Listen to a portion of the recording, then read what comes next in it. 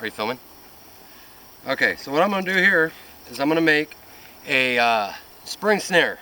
In other words, spring pole snare it's called. And there's this tree here, and what I did is I just took the branches off of it, made it a nice little, it's springable. I can pull all the way to the ground. It has good snap. That's what I want. So then what I'm going to do is I'm going to make a trigger system. And what I did is I took this little stick here, and I just kind of shaved it down. I whittled a little spot here to make a spot for the cordage to go. So all I'm going to do is make a little ridge for my cord to go around it, like that. And you don't want to cut too deep, get into the pith, and it will just kind of fall apart.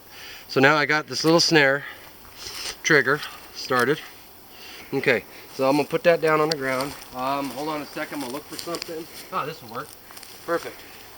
That'll work right there. This is just a piece of old wood that fell off of a tree here, it looks like. This will work great. So then all I'm going to do is I'm just going to put that in the ground.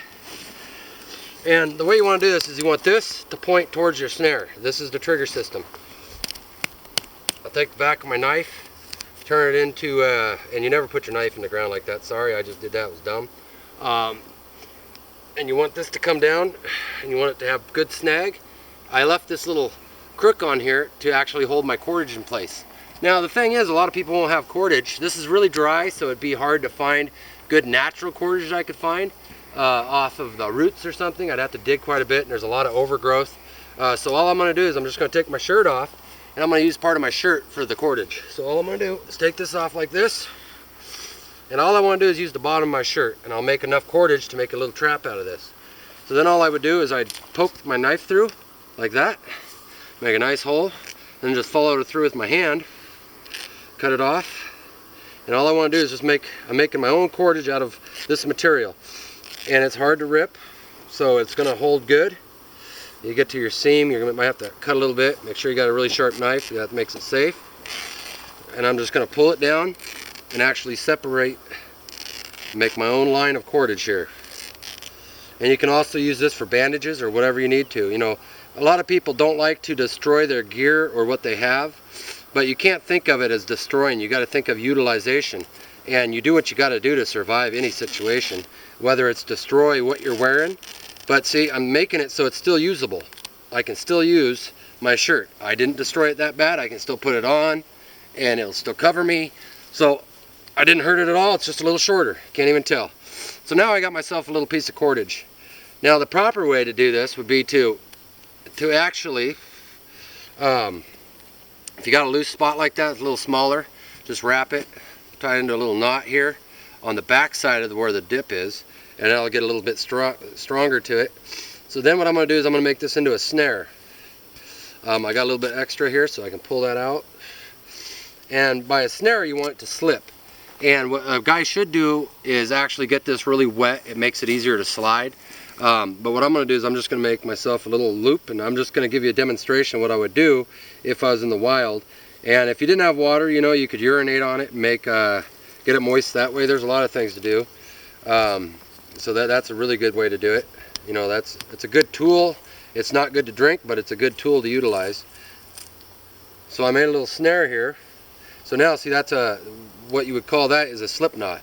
So when something steps in it, they pull it tight around them. And this would be good for ground squirrels, a rabbit, whatever you would find in this general area. So I just wanted to test that loop. I'll tighten that up over here. You want to tighten it above where it slips, so that way it still has good slippage. Okay, then what you want to do, so I'm just going to make a small snare, and then what you want to do is you want to make a little loop like that, so when they step up here, put a little, you know, you do it in a game trail. This isn't really good game trail, but this would work really good. Then you bring your spring pole down, you tie this around here like that. So all you do is you hold it like this, hold it with your thumb, wrap it a couple times, tie it back in on itself, and all I'm using is just a little piece of my shirt. So you can use anything for cordage if you know what you need to use. So now this is it. So this is my spring pole. So then what I'm going to do is I'm going to let it go a little bit. Then I'm going to tie my other half of my trigger on here.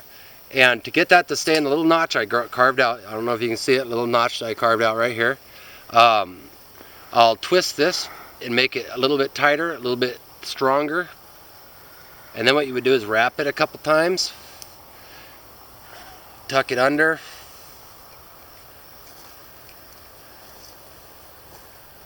tie it nice and tight on there, rip off the excess. Alright, so now what I got, in essence, is, if you look at that, I got that part of the snare down.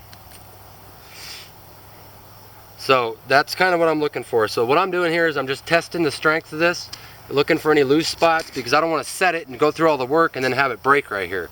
So I just want to check it, make sure that that's going to hold, and that's plenty of tightness. Alright, so now what I'm going to do is bring it back down to me, and I'm going to fix my loop, and I'm going to shorten this up a little bit, make it a little bit longer here so it touches the ground. So all I did there was I just wanted to test it first, because I don't want to break this. If I was to break it up here, I would have less snare. If it broke here, I could fix that a lot easier. So you just want to, I always double check everything I do, because I don't want to go through all the work of making something and then having it not, you know, work, or as I leave, you know, a couple hours later it fails on me. And the ideal thing to do when you're making a snare like this is to make 3 or 4 of them, set up some sort of other type of traps, funnel type traps for animals on their trail and whatever. So here's where we're going to tie that there. So now I got my trigger here. We know that's going to hold. Definitely going to hold. So now what I would do is I'd bring this down, set my trigger, and if you look here, all I did is I shoved this in the ground, and it's just a natural stick. I mean, this is utilizing stuff that doesn't, you know, that I don't have to ruin the forest on. Okay, so now this is a hair trigger, so you got to be careful when you're doing this that you don't put your eye out with it. Before you let go of anything, you make sure by wiggling a little bit that it's going to stay there. And see, that wouldn't have stayed there. And that's what I'm trying to talk to you about, is you got to be careful and watch yourself when you're doing this type of stuff. I mean, this is something you don't want to play around with. Alright, so now we got it nice and tight. We know this is going to hold. We've already tested the trigger assembly. We have a lot more tension on it now though, so this is going to be a little bit trickier. So what I want to do is hammer that down a little bit more. And see, I'm going to be pulling that direction with it. Once it's set, it's set. Now everybody stand back, talking to the camera crew. I don't want them getting hit by this thing, and I'm even standing back. And then I will demonstrate what would happen if an animal stepped on this. So I have it sitting here. I'd kind of push it up like this, and if this was on a game trail, this is how I would do it. I would just set it like that. I'd put a little food out here or something on a game trail where they funnel through, and then when they step in here, this is what happens. They step in here and they walk this way with it, and as they're coming this way with it, boom, they're caught that fast. Really simple way to do it. You can utilize your natural surroundings to make anything you want if you know what to look for. And a lot of people look on them and go, I don't have any cordage. You know, yeah, granted I have a survival bracelet, you know, but they wouldn't know, if they didn't have one of these, they wouldn't know to cut the bottom of your shirt off. Or you could use a shoestring if you have shoestrings. But these aren't really long enough where I knew this would be long enough. This is just a piece of my shirt, works great, cotton is nice and strong. So that's how the snare, the spring pull snare works, and that's the trigger mechanism. It's a super simple, really old technique that a lot of Native Americans would use. Northern Cheyennes particularly would do this a lot in northeastern Montana. So that's basically it. And see, now that I have it set, I can reset it anytime I want, and I would go around and make a bunch of these, just like that. And you want one side up, and see how fast it is to reset? I would take my animal, process it, set it again, and walk away, go do my other traps. And there it is. That's the spring pull snare.